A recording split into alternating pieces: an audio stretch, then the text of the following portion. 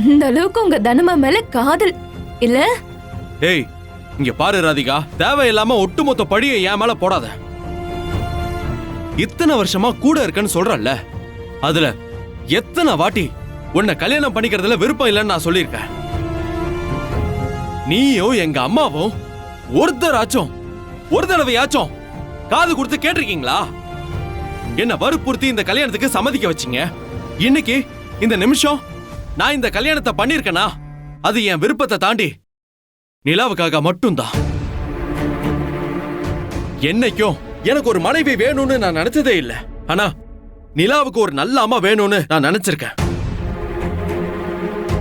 உன்னால நிலாவுக்கு ஒரு நல்ல அம்மாவா இருக்க முடியாதுன்னு எனக்கு உறுதியா தோணுனதுக்கு அப்புறம் தான் உன் கூட கல்யாணம் வேண்டான்னு நான் முடிவெடுத்தேன்.